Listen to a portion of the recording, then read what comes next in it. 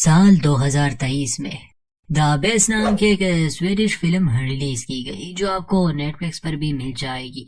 इस फिल्म की कहानी स्वीडन के एक ऐसे शहर के बारे में है जहां काफी समय से माइनिंग का काम हो रहा था। खदानों से लोहा निकाला जाता, मगर हद से ज्यादा माइनिंग की वजह से इस इलाके की जमीन पर एक बुरा असर पड़ा। भूकंप आना बहुत आम सी बात हो गई थी।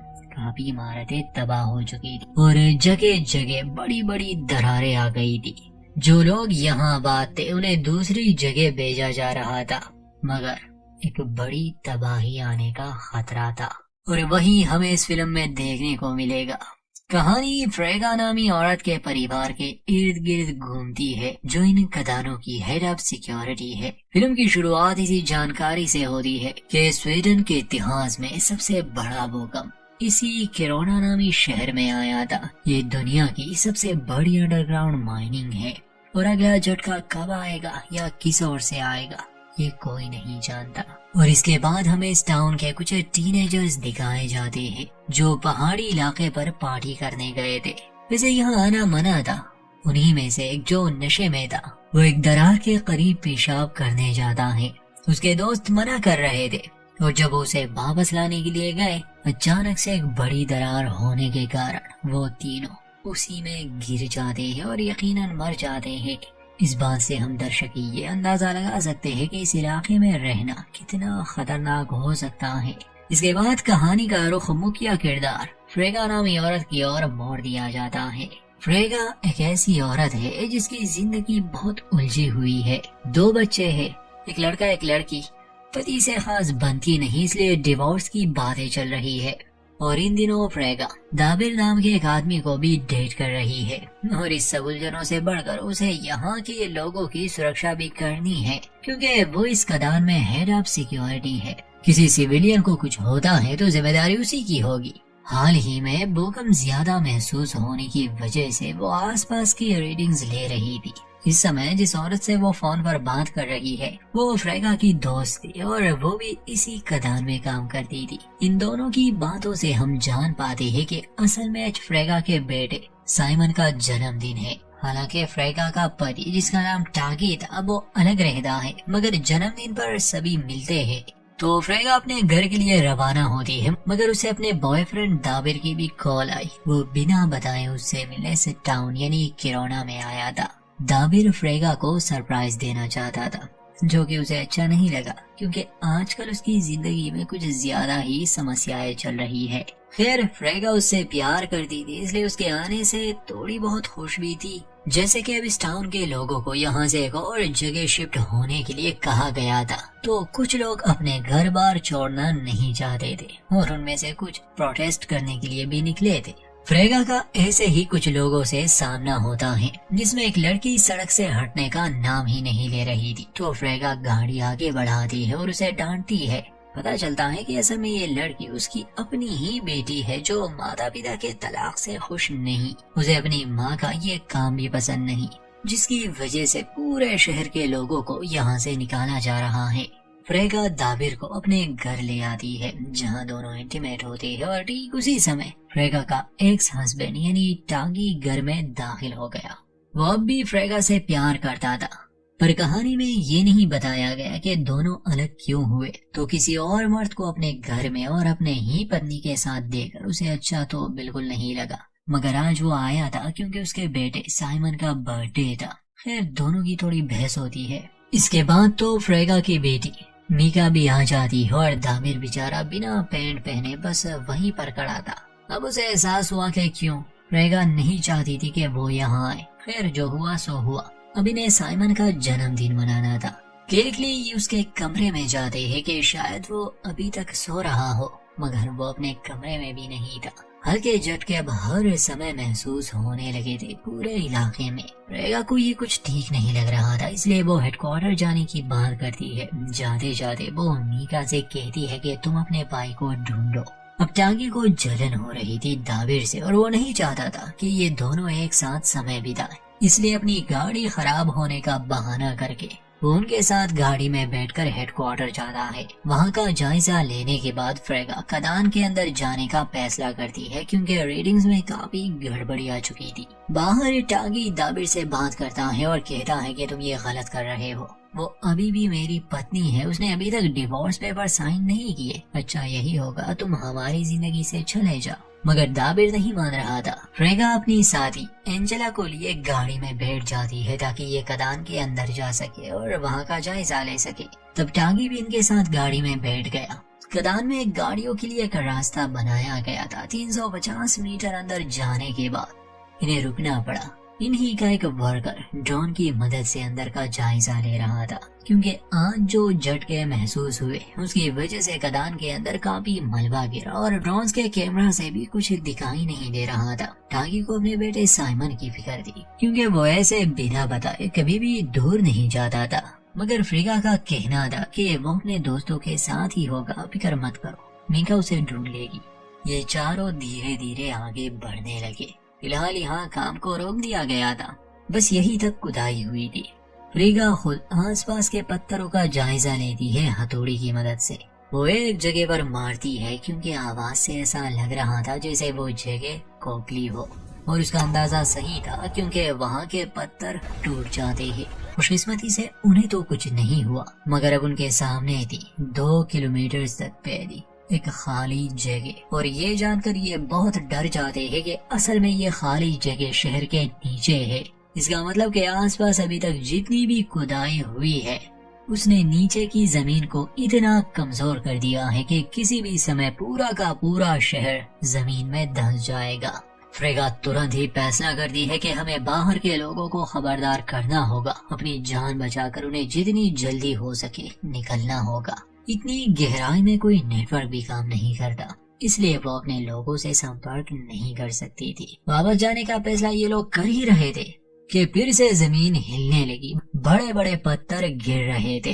फ्रेगा सबसे कहती है कि जल्दी से रेस्क्यू चैम्बर की तरफ भागो।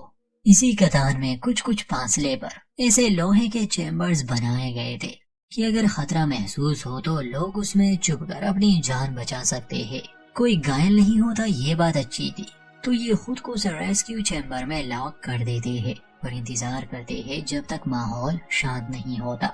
वहाँ बाहर टाउन में हमें दिखाया जाता है कि फिलिशिया नामी लड़की का छोटा भाई अपने घर के गार्डन में खेल रहा था। वहाँ की रेत जमीन में धंसने लगी जिससे वो बच्चा भी धंसा जा रहा था। उसके पिता और बहन सही समय पर उसे बचा लेते हैं। इसके बाद वो यहाँ के फायर ब्रिगेड वालों को इस हादसे की जानकारी देते हैं। फिलिशिया असल में मीका की गर्लफ्रेंड भी है, तो मीका अपने भाई को ढूंढने में लगी थी। उसकी कार भी गायब थी। दोस्तों से पता चला कि वो किसी पार्टी में गया था। मीका को अपनी गाड़ी मिल जाती है जिसमें उन्हीं के स्कूल का एक लड़का बैठा था। मीका को बहुत गुस्सा आता है, वो उससे लड़ने लगी। वो लड़का जान बचाकर भाग रहा था, मीका उसके पीछे थी। सड़क पर मीका को भागते देखकर दाबिर अपनी कार रोक देता है और उनके पीछे चला जाता है। वो उन्हें लड़ने से रोकता है, वजह पूछता है कि वो इस लड़के को क्यों मार रही है। तो मीका कहती है कि इसने मेरी गाड़ी चुराई। फिर वो उससे अपने भाई साइमन के बारे में पूछती है, जिस पर वो बताता है कि स्कूल के बाद वो पार्टी में गया था। कहा ये उसे मालूम नहीं, मगर अब मीका को अपने भाई की फिक्र होने लगी। वो दाबिर से मदद मांगती है। वहाँ नीचे खदान में फ्रेगा और उसके साथी अभी भी उस रेस्क्यू चैम्बर में बैठे थे। जब आवाजें आना बंद हो गई तो वो लोग बाहर निकलते हैं। वो रास्ता जिससे ये सभी अंदर आए थे अब मलबे की वजह से पूरी तरह बंद हो चुका था। बाहर किसी को पता भी नहीं था कि ये लोग अंदर है, और अगर पता हो भी तो मलबे को हटाने में कई दिन लग जाएंगे और इतना समय इनके पास नहीं है। फ्रेगा सलाह देती है कि हमें पुरानी सीढ़ियों के जरिए बाहर निकलना चाहिए, जिसे पिछले 10 साल से किसी ने भी इस्तेमाल नहीं किया था। टागी को बंद जगहों से डर लगता था और वो सीढ़ियाँ वहाँ थी जहाँ इन्हें बहुत तंग जगहों से निकलना होगा, मगर अब और कोई रास्ता नहीं था। इन झटकों से कुछ पत्थर उस तंग रास्ते में गिर गए थे जिससे कोई इंसान बहुत ही मुश्किल से निकल सकता था। फिर पहले फ्रेगा जाती है, उसके बाद टागी का नंबर था, मगर उसे बहुत ही डर लग रहा था। किसी तरह फ्रेगा और एंजेला उसे राजी करते हैं, मगर बीच रास्ते में ही उस पर डर हावी हो जाता है और वो वहीं बेहोश हो गया। फ्रेगा उसे किसी तरह बाहर निकाल लेती है। इसके बाद ड्रोन वाला बंदा निकलता है, मगर जब एंजेला निकल रही थी तो एक बार फिर से जमीन हिलती है, जिसकी वजह से बड़े बड़े पत्थर उस पर गिर जाते हैं और उनके नजरों के सामने ही उसकी मौत हो गई।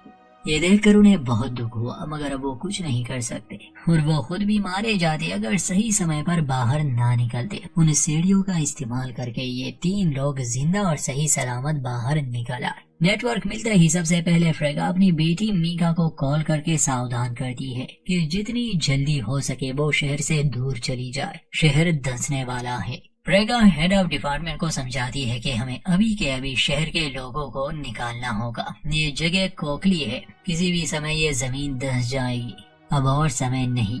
वह मीका दाबिर के साथ उस जगह गई थी जहां फिल्म के शुरू में हमें दिखाया गया था कि यहाँ कुछ बच्चे पार्टी कर रहे थे और फिर उनमें से 3 दरार में गिर गए। वहाँ इन्हें कुछ सेलफोन्स मिलते हैं मगर बच्चे नहीं, जिससे उन्हें समझ आ गई कि शायद कुछ लोग इसमें गिरकर मर चुके होंगे और हो सकता है उसमें मीका का भाई साइमन भी हो। मगर उसे अब भी उम्मीद थी कि शायद वो यहाँ ना आया हो, इसलिए ये लोग सीधा शहर की ओर जाने लगे क्योंकि मीका को अपने दोस्त यानी फेलिशिया को भी बचाना था। फ्रेगा और टागी अब बाहर आ चुके थे। शहर में रहने वाले हर इंसान के सेलफोन पर एक संदेश भेज दिया जाता है कि वो तुरंत ही इस इलाके से निकल जाए। सायरन बजने लगे थे। लोग अचानक से इस तरह के हालात के लिए तैयार नहीं थे, इसलिए वो घबरा जा रहे हैं क्योंकि साइमन अभी तक उन्हें नहीं मिला। तो टागी और फ्रेगा अपने बेटे को भीड़ में ढूंढने के लिए निकल जाते हैं। मीका फेलिशिया और उसकी माँ को लेने उनके स्टोर पहुंच गई थी। वो उन्हें कार में बिठाकर वहाँ से दूर ले जाना चाहते थे मगर काफी देर हो गई। एक बार फिर से जमीन हिलने लगी। बड़े बड़े दरारों की वजह से उनकी गाड़ी जमीन के अंदर धंस रही थी। उस समय दाबिर एक बुजुर्ग औरत की मदद कर रहा था जो बेहोश हो गई थी। लोग इधर उधर भाग रहे थे। दाबिर जब देखता है कि मीका खतरे में है तो वो तुरंत ही उनकी ओर भागता है। मीका का सीट बेल्ट अटक चुका था। फेलिशिया और उसकी माँ को निकालने के बाद दाबिर मीका की मदद करता है और सीट बेल्ट को काटकर जल्दी से ये लोग उस गड्ढे से बाहर निकलते हैं। बहुत से लोग उस बड़े बड़े गड्ढों में गिर चुके थे, बल्कि ये कहे कि मर चुके थे। दरार बढ़ती जा रही थी, इसलिए ये लोग भागते हैं मगर एक झटका इतना खतरनाक था कि सामने वाले पहाड़ को भी 2 टुकड़े कर देता है। धुएं की एक लहर चारों ओर फैल गई और जब ये बाहर निकल आते हैं तो पता चलता है कि फेलिशिया की भी मौत हो गई, जिस पर उसकी माँ और मीका बहुत रोते हैं। माहौल थोड़ा शांत होने के बाद सभी जख्मियों को एक हॉस्पिटल में लाया जाता है मगर फ्रेगा को अब भी अपना बेटा नहीं मिला और वो उसे बाहर मरने के लिए नहीं छोड़ सकती थी, बशर्तिया वो जिंदा हो।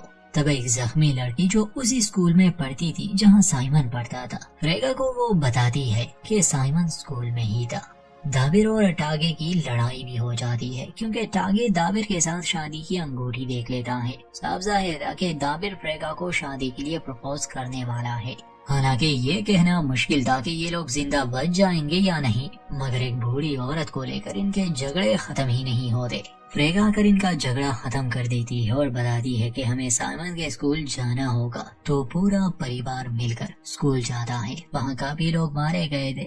फ्रेगा और टागे हर एक का चेहरा देखने की कोशिश करते कि कहीं ये उनका बेटा ना हो। साइमन उन्हें मिला निचले के फ्लोर पर, जहाँ की छत टूट चुकी थी और अब ये इमारत इतनी कमजोर थी कि इन्हें बड़े ही एहतियात से कदम रखना था। खैर साइमन जिंदा था मगर एक ऐसी जगह फंसा था जहाँ से वो अपने आप नहीं निकल सकता था और रस्सी फेंकी नहीं जा सकती थी। वहाँ एक जख्मी लड़की भी थी, बुरी तरह जख्मी, जो मदद मांग रही थी। तो फ्रेगा खुद को रस्सी से बांध देती है। दाबिर और टागे उसकी मदद करते हैं मगर साइमन को बचाते समय जब वो खुद को उसकी ओर धकेलती है तो लोहे का एक रॉड उसके पैर में चला जाता है क्योंकि अब जगह जगह ये निकले थे। इतनी आसानी से साइमन उसकी मदद तो कर नहीं सकता था और फ्रेगा का हाल बुरा था। किसी को तो रस्सी पकड़नी थी। इसका मतलब कि दाबिर और टागे भी कुछ नहीं कर सकते थे। बिना किसी के सुने मीका अपनी माँ की मदद के लिए गई। फ्रेगा का पैर दोनों भाई बहन मिलकर निकाल लेते हैं।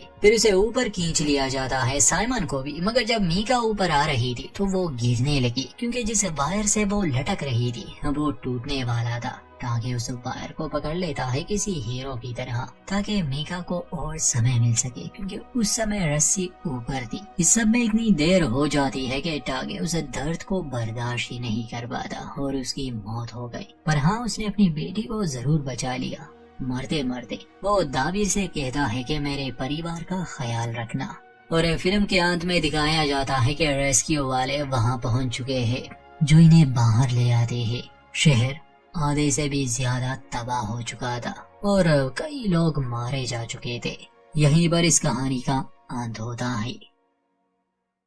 हमारी वीडियो अच्छी लगे तो लाइक करें, अपनी राय दें और चैनल को सब्सक्राइब करना ना भूलें।